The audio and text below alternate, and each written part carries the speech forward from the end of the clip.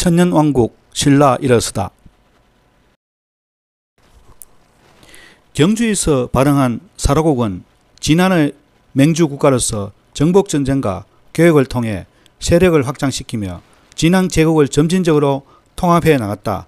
진안의 여러 나라를 통합을 마무리한 후 4세기 무렵부터 나라 이름을 신라로 바꾸고 왕호도 이사금에서 마리간으로 바꾸었다. 이 시기 신라 왕경이 있던 경주에는 월성이 건설되고 대형적 성목강가 축조되는 등 고대 국가의 모습을 갖추어 나가기 시작했다. 신라의 전신이 되는 사라곡의 성립 과정은 삼국사기 신라봉기 초기 기록에 전하는 여러 설화적 기사에서 찾아볼 수 있다. 그에 따르면 서기 전 1세기 전반 경주 일원에는 6촌의 주민 집단이 정착하여 거주하고 있었다. 이어서 박씨, 석씨, 김씨 집단이 경주 일대로 연달아 이주해 오면서 서로 우위를 다투었고 각기 초창기 사라곡을 구성하는 음락이 되었다.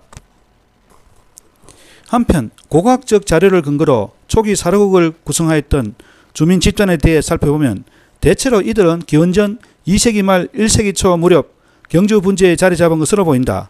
이들은 초기 철기 문화를 기반으로 삶을 영위하고 있었는데 연이어 철기 문화를 배경으로 한 다른 집단이 대체로 경주 동남쪽 방면 울산으로부터 경주로 진입하는 길목에 집중적으로 나타났다. 그리고 이들과 관련된 목방로 유적이 입실리, 구정동, 조양동과 경주 분지에 있는 탑동, 한승동, 덕천리 등에 분포해 있다. 전체적인 흐름을 보면 육로를 통해 내려온 집단과 울산 지역으로부터 해상을 거쳐 올라온 집단의 서로 다른 두 계통의 문화가 경주에서 만나는 양상이다. 이러한 지정학적 특성은 사라곡이 진안의 중심 세력으로 부상할 수 있는 주요한 요인 중 하나 있다. 3세기에 이르러서도 사라곡은 여전히 진안 12개 나라 중 하나인 사라곡이라는 이름을 유지하고 있었다. 그런데 313년, 314년에 걸쳐 고구려가 그 남쪽에 낙랑군, 대방군을 차례로 붕괴시키는 사건이 발생하였고 이러한 정세의 변동은 한반도 남부에도 커다란 영향을 미쳤다. 군현의 붕괴와 함께 발생한 대규모 유민이 한반도 남쪽을 향해 남하하기 시작하였고 이러한 변동에 대응하여 진안 사회 내부에서도 사라곡을 중심으로 한 통합 움직임이 나타났다. 이 과정을 통해 진안 사회는 사라곡을 중심으로 통합되어 갔고 이것은 곧 신라의 성립으로 전개되었다.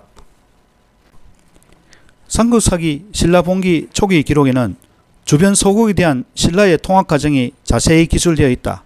그 과정을 살펴보면 먼저 탈해왕 시대에 우시상국 지금의 울산시와 거칠상국 지금의 부산광역시 동네 일대를 정복하였다. 이후 파사왕 시대에는 굴라하촌 지금의 울산시, 음적벌국 지금의 경주시 안강읍 혹은 포항시 흥해읍, 다벌국을 정복하는 한편 실질곡국 지금의 강원도 삼척과 압독국 지금의 경상북도 경상시가 항복해 왔다.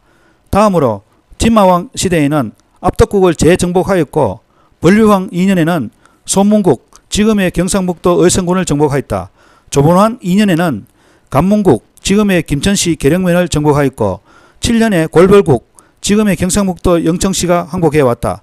이후로 첨해왕 시대에는 사량벌국 지금의 경상북도 상덕시를 정복하였고 유래왕 14년에는 이서국 지금의 경상북도 청도군을 정복하였다.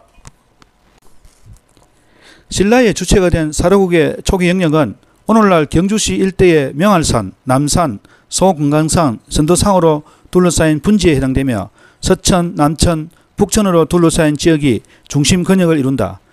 이 중심 권역을 기준으로 북쪽으로는 형산강을 따라 포항으로 연결되고 동남쪽으로는 남천의 상류를 따라 올라가면 울산으로 흐르는 태화강 지류와 만나 동남 해안으로 연결된다. 서남쪽으로 서천을 따라가면 지금의 양산시 일대를 지나 낙동강 하구로 연결된다.